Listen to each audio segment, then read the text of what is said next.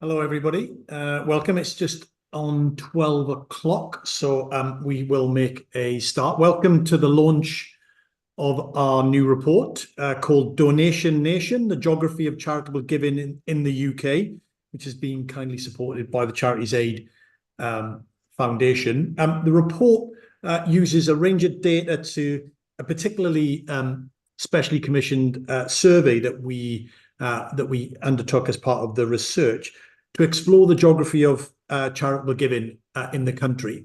And particularly, we want to know whether and to what extent people in different parts of the country are actually giving to charity.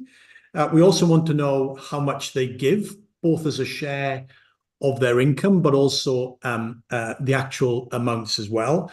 And we wanted to know what causes they are giving to, including the extent to which those causes are deemed to be local. So they're thinking about local money going into local causes. And then we're trying to draw some of the implications of the findings for the role of charitable giving in the levelling up context, because we're interested in ultimately is how levelling up and charitable giving kind of interact and what the potential role for charitable giving within the levelling up context is. So that's the scope and remit of the report. You can get it on our website. We've got a great panel to discuss the findings and implications of the report, and I'll introduce them very shortly. But before we get into that, we're going to hear from the author of the report, my colleague Rob Johnson, who's going to take you through some slides setting out some of the headlines. And when Rob's done that, then we'll come back. I'll introduce the panel and we'll get into a conversation. And the final thing to say is there is the Q&A function at the bottom of the screen is open. You can put your queries, comments, questions in at any moment, either based on what you're listening to or thoughts that you're having along the way. And at due points, I'll throw them into the conversation. So without further ado, Rob, over to you. Thanks, Andrew. So, geography of charitable giving in the UK. As it may come of no surprise to many of you who know Centre for Cities, the context we're looking at this is levelling up, which is the key to improving UK economy across the country. So the 2022 Levelling Up white paper sets this out and sets out various capital as drivers of tackling regional inequality that require investment. So you often hear about physical capital, things like infrastructure, human capital, sort of skills. So these are often the domains of the public or private sectors. But there's also social capital, so trust in communities, civic mindedness, where the third sector has a role. And the white paper hints at charitable giving being a key aspect of this social capital. But hinted at is the key term here, because the role of charitable giving in the UK economic development at a subnational level is relatively underexplored, both in the working paper and more widely. So to contextualize this, 2022, the UK gave £12.7 billion to charity. So that's around a fifth of annual local government financing. So this is a significant resource on the table. So in this context, the report that we published attempts to understand to what extent charitable giving supports levelling up in this role. And to do this, it sets out the geography of charitable giving in the UK and how this relates to local economic performance and also local economic need. As Andrew said, we pulled together a bunch of data sources for this. We conducted our own survey just to bring the national picture, the subnational picture out. And we considered a lot of geographies, but true to our name, I'm just going to take you through mainly the findings we found at the city level, just to give you a flavour of the overall findings. But if you want more detail, I'd really encourage you to read through our report. So first, in relation to local economic performance, one of these ways we can look at this, the share of people donating, in other words, the size of the donor pool in cities. So this chart shows, as you might expect, the likelihood of people giving rises with income levels. If incomes rise, more people are able to donate. And this generates a geography in the UK. So we find that 7 out of 10 of the highest shares of people giving in the Greater Southeast. The other three are Scottish cities, and actually 9 out of 10 of the lowest shares are in the Midlands and the North. But this isn't the whole story. So we find that giving shares aren't as high as they could be in these richer, mainly southern areas. So London is a good example. You can see on the chart here that actually it's got the same share of people donating as in Birkenhead, and there's a large kind of gulf in economic performance between these places. If we delve deeper using HMRC data, we actually find that some parts of London have the lowest shares of people giving than anywhere else in the country. And on this chart, you can also see a similar story play out, Glasgow versus Newcastle, for example. And actually, what happens if we compare like for like? So if we take a typical UK resident earning around the UK median income, in Greater Southeast areas, these people are up to 15% less likely to give to charity than people in the rest of the UK with similar incomes. So there is this regional giving gap when you account for incomes. Now, from a levelling up perspective, this can be seen as kind of untapped capacity to give in these richer southern areas. So there's potential to unlock giving here in these places that are most able to give. In practical terms, regarding this chart, this would mean shifting these dots towards the right, up towards that trend line. And we can also look at it from another angle, the amounts donated per donor. So here, in terms of the share of expenditure in total. So this can capture sort of generosity of giving among donors. So if this also increased with income, you'd expect the green dots in this chart to be towards the top of the chart and the red dots to be towards the bottom. But as you can see, this isn't always the case. So for a good example is Blackburn is the most kind of generous city by this measure, even more so than Cambridge there. So, but with this chart, I want to draw your focus to the green dots in the bottom right-hand corner. So these are, from a leveling up perspective, these cities are where the missing generosity is. So again, it's these richer southern, sometimes Scottish cities that have actually a broad kind of pool of donors, but donors are being less generous than in many less affluent places that you can see in the top left quadrant there. So to benefit the rest of the country, more giving can be unlocked, particularly in these cities. So this brings us to the kind of second main question we looked at in the report, how the geography of giving relates to the geography of need. So defining the geography of need, we looked at multiple deprivation, and we found that multiple deprivation was highest in kind of regions northeast and northwest particularly, but also Yorkshire, West Midlands, Wales, these all had higher than average need. So in levelling up terms, what we'd want is to channel giving to these places in particular. So we can look at this from a local giving perspective, and this is where our survey came in. We could shine a light on these behaviours. So in this context, does local giving stay local in these high need areas? Now, overall, this doesn't seem to be the case. So here we're looking at the dark green bars on the chart. First, you can see Yorkshire, Wales, West Midlands, they just see the lowest amounts donated locally per donor. So this is the opposite of what we'd want to see from a levelling up perspective. Now, the northeast and northwest are a bit more interesting. So you see higher than average donations to local causes in these places. And in fact, the northeast is the only region in the whole country where around half the value of donations stay local. So there are quite strong preferences for local giving in this area. But if you look at the total height of the bar, particularly for the northeast, these donations are constrained by overall amounts of donations. And this is just a factor of the local economy. So people in the northeast give what they can locally, but as you can see, this can't compete with amounts in London, who give the most locally, even though they have the lowest deprivation in the whole country. And where these local donations go also doesn't reflect need. So you can imagine sort of slicing up these dark green bars to see what kinds of causes these donations go to. And actually, we find that local charities dedicated to alleviating poverty are actually most popular in London of all regions. And to put this into context, we find that local animal and environmental charities are actually 3 times more popular than local poverty charities in Wales. And we also see this in the North and the Midlands, but to a lesser extent. So we have evidence here that local giving in these high need areas is not really targeted to local need.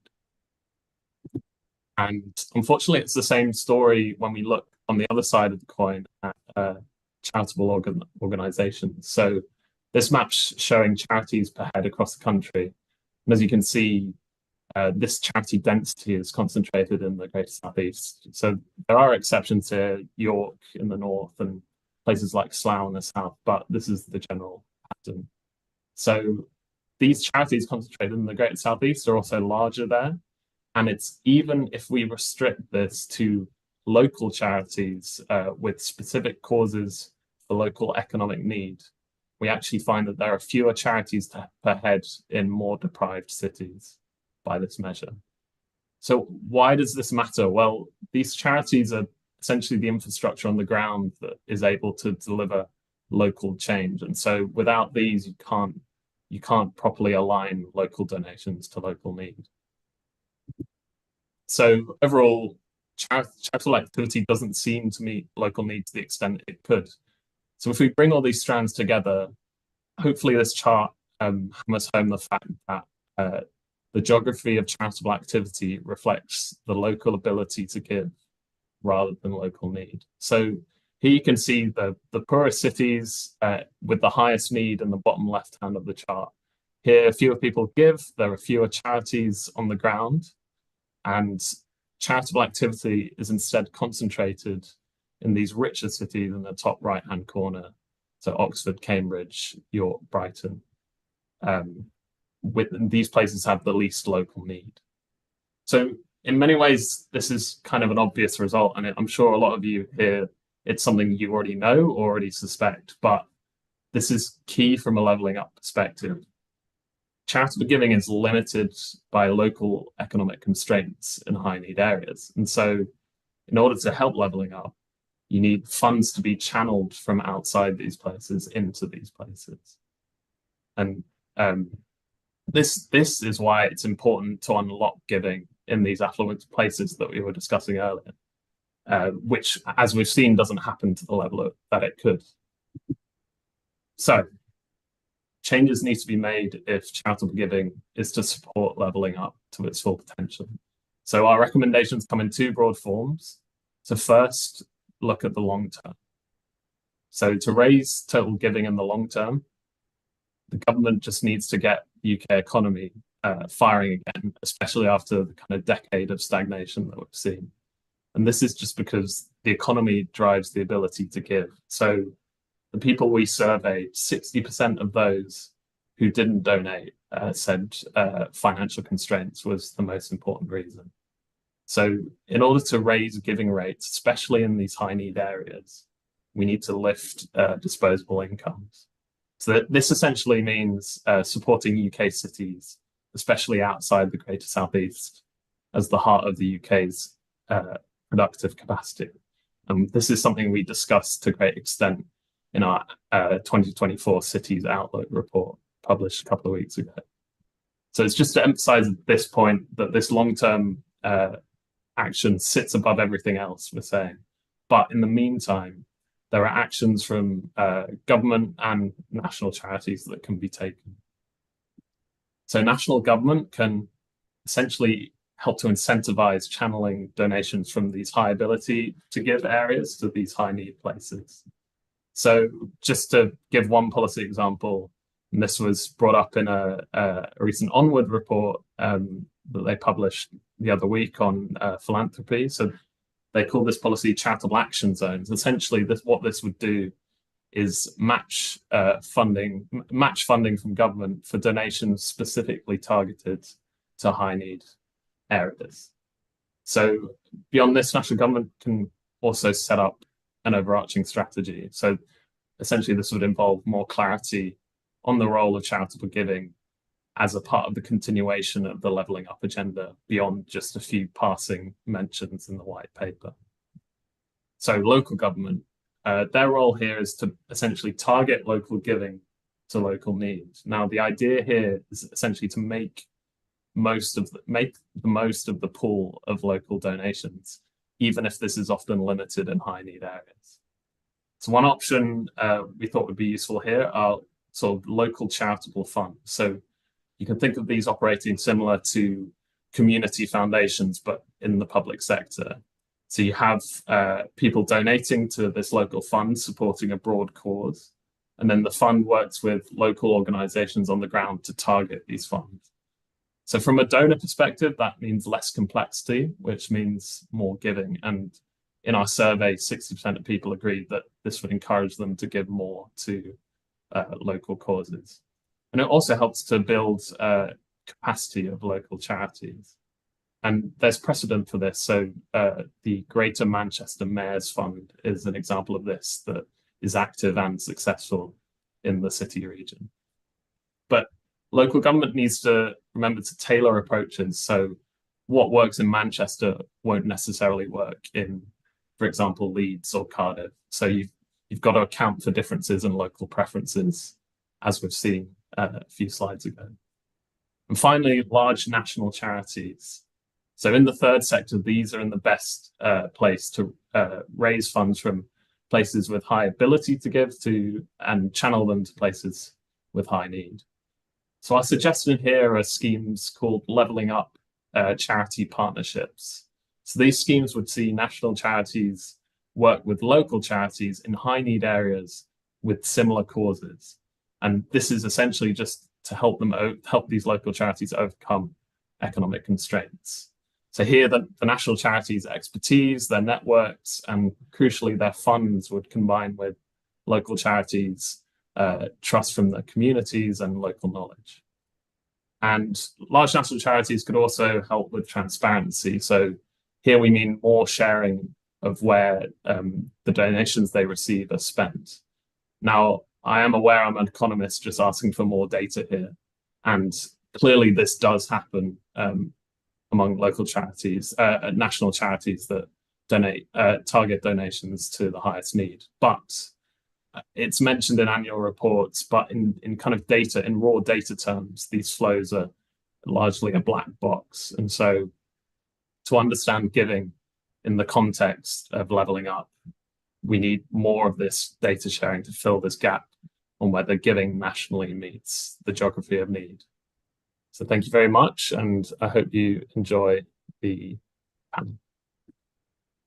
Cheers, Rob. Thank you very much indeed. Never apologise for being an economist or asking for more data. Is my kind of reflection on that. Brilliant summation of quite a lot of detail, both in the presentation, but also certainly much more in the report. So I encourage you to go and have a look at that in due course. We've got a fantastic panel to unpick some of that, get their own reflections, explore some of these questions. So we've got Neil Heslop, who's the Chief Executive of the Charities Aid Foundation. We've got John Hollingsworth, who's the Chief Philanthropy Officer and Deputy CEO of the Community Foundation. And we've got Danielle Walker-Palmour, who's Director of the Friends Provident Foundation and a board member of the National Lottery Community Fund. So a perfect panel to discuss all of these issues. So we'll get into some of the things that we've talked about, but thought first off, we'd just go around, start with you, Neil, and maybe get some just reflections on the main findings, whether it chimes with what you know or whether it doesn't, and then we'll get into some of the implications, and we're trying to explore those in a bit of a structure. But Neil, initial thoughts or reflections from you? Okay, well, thanks, Andrew, and thanks to Centre for Cities. This is a really helpful contribution to, I think, the ongoing policy debate about the role of civil society and local charities against a backdrop of levelling up. Thanks to Rob, really interesting work, Rob. And I guess my first reflection is perhaps a statement of the blindingly obvious in the charity sector as a whole can complement the core levelling up agenda rather than carrying the heavy load from it. having said that, I don't think we should underestimate the criticality of local charities to local economies and, of course, everyday life in communities everywhere. So I think the potential for the amounts of money to be directed at some of our most intractable social problems is really very significant. I think we probably also need to acknowledge that we've got some quite challenging long-term trends in terms of giving patterns, be that for money or for volunteering. And although at the moment a very large contribution is being made, it's being made by a shrinking core of those giving and able to give time, and particularly when you look at the young, though the penetration of activity in younger demographics is not a great one for us when we think about the very long term. So this is a really important agenda. I think looking through that lens of economic development and the contribution to strengthening social fabric. I guess I've probably really got three sort of observations on the research. The first is that no government has ever successfully managed to crack the question of philanthropy, in my view, and I guess it's one dimension of the devolution paradox of how you marry up central intervention with what's happening locally.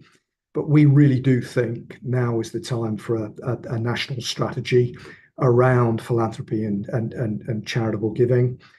I think the second thing is clearly government can't mandate activity in terms of giving, but I don't think we should underestimate the effectiveness of incentives and nudging.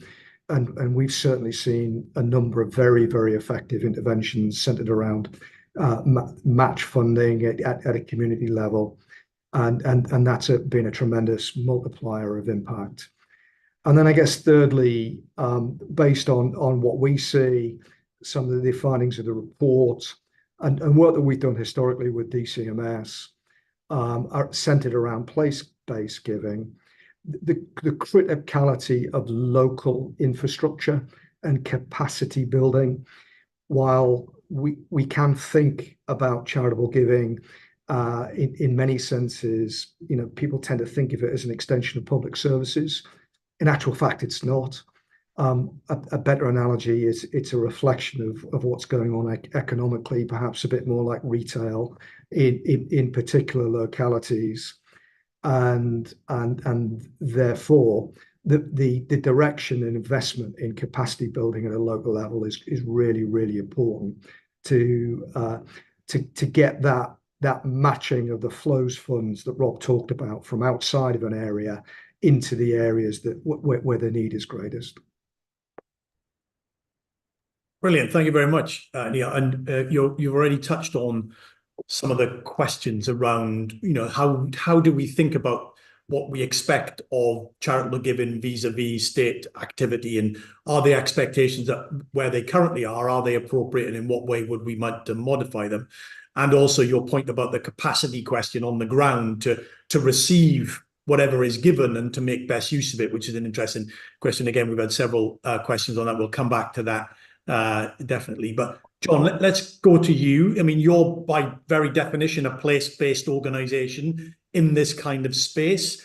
Initial sort of general reflections on the findings, and then we'll get into some of the implications.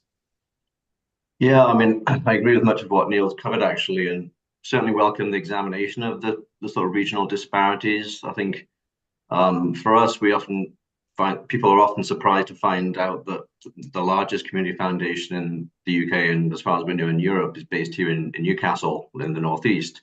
The largest in terms of its success of building endowment and that kind of model of local support. Given that we are in essentially the poorest area of the country. And we often wonder why that is. I think some of it is cultural. It's to do with there's some sort of role of regional identity and kind of maybe a stronger sense of needing to look after ourselves and our own destiny to some extent. Recognizing that over many decades, the solutions have not come from the Southeast or from government in terms of when we think about ideas of leveling up and reducing inequalities. So we can speculate about that, but I think I agree and very strongly with the idea of the untapped capacity and potential among richer donors, and not in terms of just looking at high net worth individuals and the potential there, but the kind of mass affluent market that is there, and what's happening with the kind of transition of wealth, the transfer of wealth in our country. There are opportunities there for the charity sector to, I think, direct quite significant assets towards social good. But it probably requires more ambitious and slightly more sophisticated incentivization. So there have been quite nice and effective programs in the past, whether it be going back to the Labour government's kind of incentive matching program for endowment funds, or the coalition government had another one in 2012 to 2015. They were effective, but I think each of them had £50 million attached to those funds, which actually isn't really a huge sum of money when you think about trying to influence the whole sector across the country and in different localities. So they could be more ambitious, but also in terms of these apparent disparities between different regions, could they be weighted according to some of this data, so that the local need, but also the level of giving? And it's a complex map, but maybe there could be some weighting to the sort of given to the matching program there. The other thing is that, and I think Neil was talking about this a little bit, is that some of the solutions that have come forward in the years gone by are based on sort of traditional giving and philanthropy, and what there's still a lot of mileage there, but I think there's also a recognition that younger generations are thinking about giving and social impact very differently, typically with a sort of a need to see quicker and more tangible impact that they can feel part of. And so how does the third sector respond to that, be in touch with that kind of need? But also when you think about a government program or policy, how does that match that need for younger generations? We still believe very strongly in the sort of power of endowment funds and the potential of them to bring stability to funding in the sector, but it needs to be blended with approaches that are more appropriate for the up and coming generations. And I'll just also add finally that whilst I know the focus is quite strongly here in the report about local giving for local need, we also think there's a great potential in the sort of place-based thinking, but also thinking about each region's diaspora. So this is something we've moved on recently and seen some success with a new fund we launched focused on the Northeast diaspora, which in the space of 7 months has had pledges of over £350,000. And that's just for the Northeast. If you think about the great cities around the UK and the different great regional identities that exist, I think there's something very powerful about that. If you're able to encourage and maybe incentivize giving back to the region you're from, or where and it's a very efficient way to do it, because often people have moved. If you take the Northeast, people may have moved away because of the lack of opportunity, ironically, but there's a potential for them to give back and boost opportunity for others in the region they're from. So I think that's worth looking at. But finally, I'll just say I think we do need to sort of, in terms of the role of the third sector in leveling up, it clearly has a very, very big role. I mean, here in the Northeast, we've got 37,000 people employed by the third sector, roughly. It's significant in terms of the economic activity in the sector. But what's happened with the sort of rapid growth of need is that there's really no way, it's not realistic in the poorest areas of the country for third sector organizations to expand so rapidly to meet that growing need, or for new organizations to spring up in those poor areas quickly enough to keep pace with the need. And that's been quite evident in the last couple of, 2 to 3 years with the cost of living crisis. So it really probably comes down to, looking to facilitate better collaboration between the third sector, private sector, and government. And for our region, I would say that the hope there is the combined authority and the role of that in maybe a more coordinated approach between the different sectors. Brilliant. Thank you very much, John. Again, loads in that we can come back to, not least where you finished, which actually mirrors a little bit of what Neil was saying about the relevant roles and appropriate. But Danielle, let's come to you, kind of national in orientation, thinking about these sorts of things in different scales and in different ways. Your reflections, just to add into what Neil and John have already said. Thank you, Andrew. I'm going to speak and reflect on this really good piece of research from kind of 3 vantage points, and 2 of which are geographical. I'm the director of a York-based charity. We're a national charity, but we're based in York. And we're focused on how we can create an economic system which is sustainable and fair. And this is very, very much about thinking how essentially does economic growth and development necessarily mean environmental degradation and inequality, which seems to be our assumption that that's a natural outcome of our economy. And our question is that the case? And it is an exam question we are still struggling to answer. Secondly, I'm speaking as a board member of the UK board of the National Lottery Community Fund. We have offices throughout the UK, and we work. I actually started my career in giving quite a long time ago as a policy manager there, and that's quite a long time ago. And our new strategy launched last year is it starts with community. And it's very much focused on engaging and listening and responding to community initiatives and articulations of need. And the third vantage point is not geographical, but it is as the developer of something called the Foundation Practice Rating. And this is really about trying to change the conversation about giving to be less about what and how much, and more about how we go about giving, the processes of giving, and the diversity, transparency, and accountability of our giving practices. And I will not go on about it, but it is a new intervention. We're on our 3rd cohort, our 3rd year of sampling funders and publishing the results. And you can look on our website to see what that looks like. And we rate them against criteria. So I suppose from those 3 vantage points, I wanted to kind of talk a bit about the findings of this piece of work. And I suppose, obviously it's clear that, how the question of how funding can follow need is at the heart here.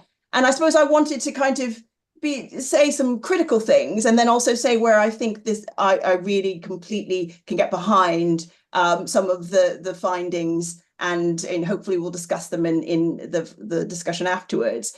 But I suppose one thing I wanted to flag up is additionality.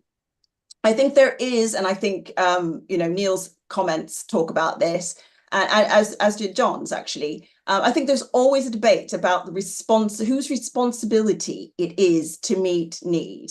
Whose responsibility is it?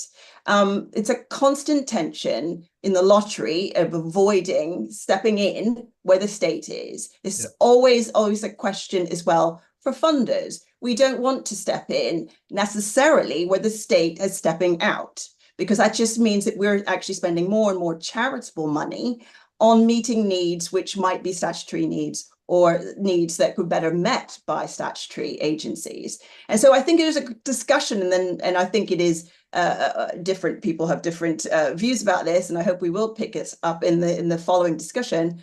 But it is about what is the role of the state.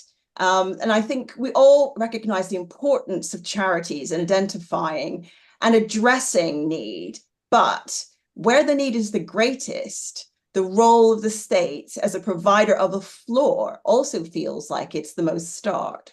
And I think I really want to talk about, the poorest places. Should we also be, piling in charitable money there to substitute for failure of the state, or shall we actually look more to democracy to try to sort some of that out? Discuss. The second point I want to make is around redistribution. I would argue, and I'm really happy to talk to Neil about whether this is the case, I would argue that philanthropy is a poor method of redistribution. We're too weak and we're too flighty. We are really not, I would not want us to be dependent on charity to meet redistribution requirements. So, I mean, I understand the argument, and I think Rob makes a powerful point, but I would say just my knowledge of giving would be that I would feel it was too weak a mechanism, and I would not want to leave these meeting important needs to charity. And the third thing I want to say is accountability. Accountability is vital in this, and as I say, as the developer of the foundation practice rating, it is a key dimension of what we rate foundations on. And based on that, I would say accountability is not our key strength. We're not terribly good at listening. This is private funders in particular, not the lottery, actually, because it is publicly accountable. But most private funders are not great at this. Private philanthropy does not lend itself and is not structured to be accountable to areas and localities. And so I think we would need to look very hard at, again, philanthropy as a mechanism for meeting some of the challenges that are outlined in this report. Brilliant. Now, two key areas I wanted to say that, sorry. No, carry on. All right, two key areas that I did agree with Rob and that I wanted to pick up was one is transparency. You're not just an economist asking for more data. It is a key dimension of charitable giving and work. And the work that the foundation practice rating is about transparency. And the more we move that into the way we approach giving, the better it is. And the second thing is the big picture. And I wanted to pick that up because I think it's really important. We need to fix the bigger economic challenges facing our communities and our country. And this is a call for more research and more advocacy and to get an economy. And that's the only way, really, if we fix that big picture, that we're actually going to get an economy that works for everyone. Sorry if I went on too long. Thanks. Well, you certainly didn't. Thank you very much indeed. Kind of rich set of contributions, some of them challenging, some of them similar. But let's start with, I suppose, the question or the issue that you three of you touched on in slightly different ways, but nevertheless common issue, which is, how should we think about the appropriate role of giving or the third sector or, the charity sector, however we define, vis-a-vis the state. Obviously, we're interested in it. We came at this from a leveling up perspective because, these things are discussed in the white paper, as those that have read it will know. So there are kind of open questions about the appropriateness and whether we feel like the relationships and the balance is correct at the moment, or actually we need to do a little bit more around that. Neil, obviously you went first, so you raised it first, but just give us some sort of big picture reflections on that. Do we need to do more thinking, a bit more clarity about the relevance of the different activities and interests? And then obviously I come to Danielle and to John, similar sort of set of questions. Neil. Yeah, I mean, I think what I would say is that it's important. Context is everything in this debate, and clearly to understand the place of philanthropy and charitable giving, you need to put that in a wider context, because the work of charities should never become a substitute for the state. Absolutely. But the practical reality of the life we're living at the moment is too often that is in fact what is going on. So the way I think about the role and the potential for philanthropy and charitable giving is that on an annual basis, there's about 55 billion quid that passes through the sector. Probably about 20 billion of that is what you would think of as generated or earned by the sector, and within that, probably 3 to 4 billion is what you would think of as philanthropy.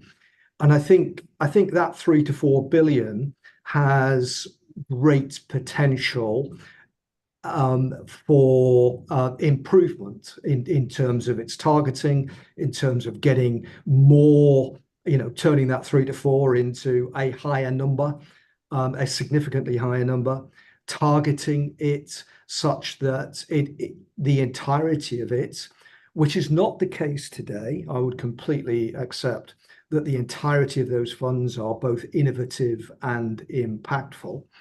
But I think the way that one achieves those outcomes of more giving and innovation and impact, in order that it contributes to improved sector resilience and sustainability, in order that the sector can contribute even more than it already does to the heavy lifting of local regeneration and national renewal, if you want to think about it like that. It is important that we recognise that there's a broad diversity of it. There are within those numbers, there are plenty of examples of amazing philanthropy. Rob mentioned the Onward report recently. Jason Stockwood, who was one of the contributors to that. There's a tremendous example of the kind of diaspora giving that John was talking about in the context of the Northeast. Jason, in a very, very thoughtful way, in a very, very place-based way, is connecting not to the source of his wealth, but to an area of huge need that he feels a tremendous affinity for, and is contributing in a whole raft of ways that are really meaningfully building the capacity in that locality. So that's one flavor of philanthropy. Yeah. Now, there's plenty of others that don't match that effectiveness, but that should be the inspiration for us, I believe. Okay, great. Thank you, Neil. I'm going to come back to Danielle in a second, maybe just ask you a little bit more around impact and the importance of impact, particularly in the context if we want to get more giving. How important is it to show impact? But John, you mentioned and talked a little bit about, your place-based. Obviously, you have an existing combined authority. You will have a new combined authority, which will be bigger in scope. Can you just say a little bit about, your thinking around how you're going to engage with the combined authority, the kind of role that you expect of it vis-a-vis what you're doing and more general? How does that all, in your part of the world, how do you think that might knit together? What will you want them to be doing? How will you partner with them, work with them? Sure. Well, just a bit of context. I think, a large part of the reason that the Northeast continues to sort of lag behind other regions economically has been the fact that it's been quite, very, very reliant on the public sector in terms of funding and also employment. And so over the years of austerity and, changes in funding, there's been an even greater impact in the region in terms of, on the economic performance, but also then the charity sector with funding streams drying up in local government and so on. And so it's particularly important here. And so when we think about the opportunity of devolution and that greater combined authority, I think the hope is that it's not just, hopefully there is additional funds that are available through that entity, but also I think you can tell there's a sort of people sense an opportunity for greater regional collaboration and cooperation on certain things, and not just between charities and the public sector, but with the private sector too. So, we're fortunate here at the Community Foundation for Tyne Wear Northumberland to have significant corporate fund holders and donors such as Newcastle Building Society, which, in their thinking about their philanthropy, are obviously thinking region-wide because that's it's their market as a company, as a business. And so, and we have other examples of donors that are thinking like regionally, and I think going back to my point about regional identities, it's often quite impressive here that donors from one part of the Northeast are very willing to support areas of high need that are geographically quite different and far away, 40, 50 miles away. And so because there is that kind of buy-in to the region's prospects and, development. So hopefully the working with the new combined authority just promotes more collaboration and alignment of, recognizing that even if we got every philanthropic pound that was available in the Northeast and threw it behind just one theme, that, it would still be a challenge to move the needle on that. But if we combine the efforts of philanthropy and the private sector, and indeed, the government, local government, we have a better chance. Yeah. And when I think about the roles on the ground as to where we can, where the charity sector role is different to say the private sector, I do think the sector can have an impact on things like barriers to employment and economic opportunity, where we can strengthen the pathways that, dealing with some of the social issues, educational issues, and so on, and strengthening those pathways in areas of disadvantage. But if the opportunity is not there at the end in the private sector for employment and economic activity, then there's an issue. Yeah. So it's kind of there's definitely a move to kind of join things up, and I just hope that it's that the regional combined authority will facilitate more of that. Yeah, no, that's a great point. And the role of them as helping to galvanize and to organize or to coordinate and try to point different things in a broadly similar direction. Some of the examples that we looked at, we touch on in the report, are examples of that. It's not so much, it's not necessarily more, it's not even different, but it's actually trying to bring a bit of togetherness to addressing some particular issues. Danielle, I'll come to you. I mean, you talked about it as well. I just want to get your thoughts on this question about the need to demonstrate impact, or the need to demonstrate results relatively in the short term often, rather than necessarily long. How do you think about that in terms of how important is that as part of a kind of a campaign or an agenda around raising the amount of giving? Do we really need to think about showing impact in order to try to elicit more giving by whoever it is, wherever they are? Is that increasingly an important part of the of the pitch of the campaign? I would say it is, though I suppose I feel that there, that John's probably closer to kind of a variety of donors' motivations in terms of impact. I would say that for a national perspective, it is really important. From particularly the lottery has got a real renewed focus on understanding impact. I think as funders, I'm always a little bit cautious around impact claims. So I'm much more comfortable with contribution rather than attribution, and I think we do need to have more grown-up conversations about that with donors, about understanding that you put a pound in does not deliver some kind of unit of social good. It doesn't it's not transactional in quite that way. I do think that we can demonstrate impact. I suppose one way that I think funders have developed to get to really to have some discernible impact on the real world, on real world problems, is actually through collaboration, and it's something John just made reference to. Collaboration is a key area for funders, and there's some shining examples of it. There's an initiative called Local Motion, which is a range of funders, large funders, I think almost all London and or nationally based, but they are working alongside in a long-term intensive way with communities. Another example is Big Local, which is actually a lottery endowment, but it is actually very long-term. It is trying to move money closer to the community's, chunks of money, not like £1 million, to low-income communities. And it was set up a while ago, Big Local. And as I say, the lottery were very interested and concerned with impact. And one thing about the new strategy that we certainly have and we've learned is that all of this requires greater powers of listening and facilitation from funders that don't necessarily naturally have those skills.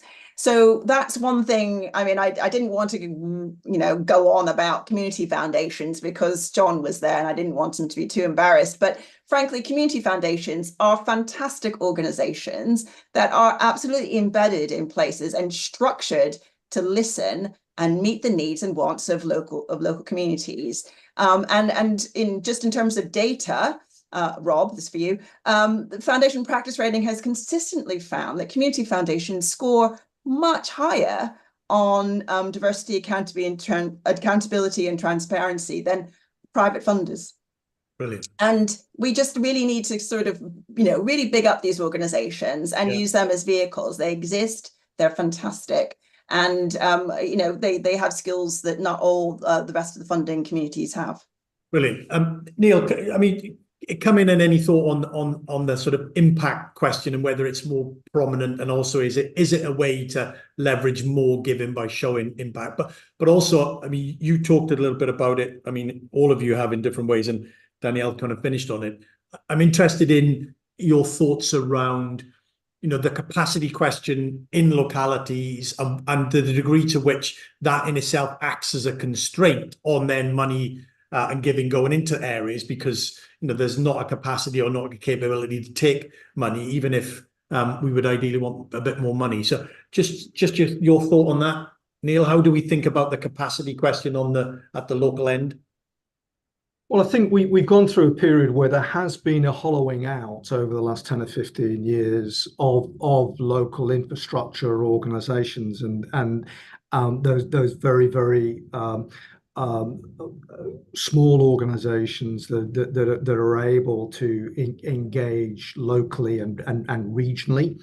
And I think, where we are today in 2024 is a different, and I would argue a somewhat weaker place than we were 10 or 15 years ago. Right. So I think when you talk to colleagues in NCVO and SCVO and so forth, those organizations have seen a material weakening of local infrastructure.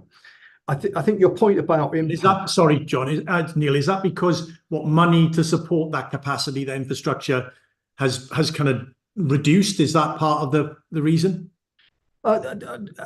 Absolutely the case. I mean, local governments and as a funder of a lot of the local small charitable organizations is obviously, as we've gone through the last period of austerity, has had to make all sorts of choices.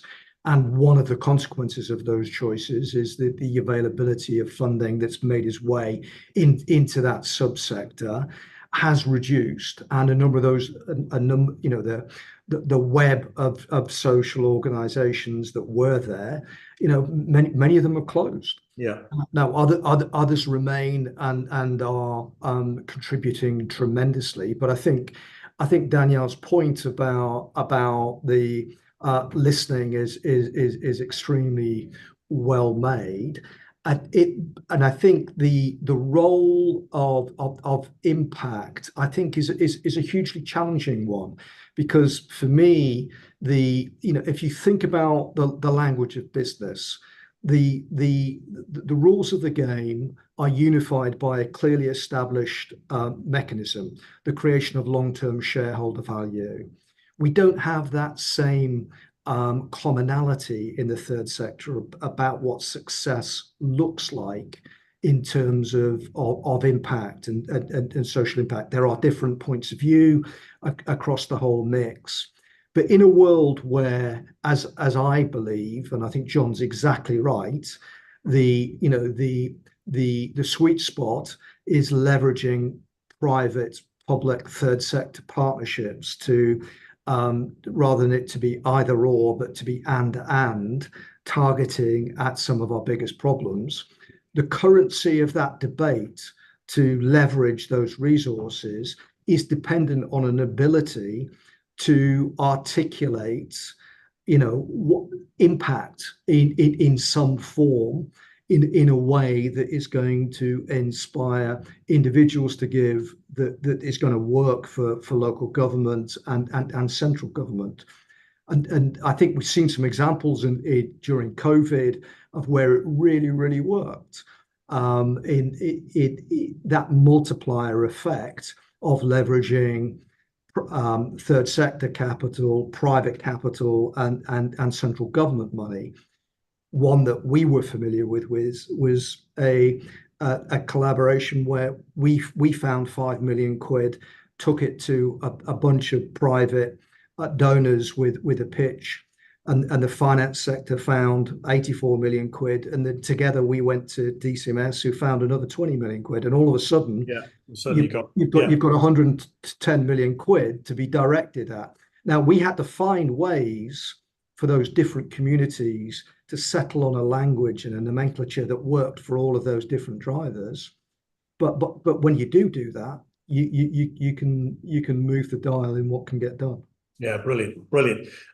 John, come in, and we're rapidly running out of time, but I just wanted to, get your reflections on, both what Danielle was saying and what Neil was saying, particularly around, these questions about the capacity. You're trying to build up capacity across, not just at the local charitable sector, but actually in the, in the state sector and in the private sector as well, building capacity more generally about what's achievable and what's required in order to do it. So any reflections or lessons from your experiences of doing that, please share. Yeah, I'll quickly highlight beyond, philanthropy and financial support for organizations, we do quite a bit of what we call sector support, and kind of, trying to match, good trustees with charities that need trustees and so on, but also kind of giving, if a charity applies to us for funding and we identify some issues around governance or, finance, it's not a question of saying, tough luck. It's looking to help work with them to improve their setup, their governance and so on, so that builds capacity in the sort of ecosystem of organizations. But the other thing I just wanted to mention is that when we think about the sort of role of government and people and leaders of influence in this area, I think it's also promoting a positive narrative for the third sector. And what I mean by that is being really careful not to let a few difficult stories about the charity sector bring the whole sector down and feed too much skepticism about supporting charities. So whether it's a sort of Captain Tom Foundation type story or whatever it might be. And sometimes, unfortunately, those stories go quite a long way in terms of feeding those negative assumptions people may have about charities. Whereas, in the reality that we know from working with thousands of charities on the ground, that the vast majority are doing, staffed by great people with great purpose and skill. And so it's not just about messaging, but that narrative also relates to how those people in the charity sector are valued and attitudes towards pay and fair pay in the sector. And, without that, it's difficult to build capacity in the sector. If there isn't that respect and, a healthy debate about paying people respectable wages in the sector, we can't really expect them to play a massive role in reversing decades-long economic trends. So it's sort of, I think that's where there's, even before you get to specific policy interventions, that the way we respect and message and talk about the sector is really important. And ultimately, once you get that positive feeling about it, it definitely comes down to what was highlighted, I think, by Neil about, you need the infrastructure on the ground to facilitate that connection, that alignment of values and inspiration, which triggers the giving, no matter what the incentive program might be. No, that's a good big picture point to finish on, because it's 1 o'clock, so we could definitely go on, but sadly we have come to the end of our hour. Thank you to my panel, John, Danielle, and Neil. Thanks to Rob for the presentation and the support of Kath through the project. Thank you all for attending and posting your questions and comments. We got through some of them, but not all of them, so I apologise for that. You can get some of the detail, more of the detail on our website. And until the next time, take care and stay safe. Thank you very much indeed. Thank you, panel. Thank you. Thank you.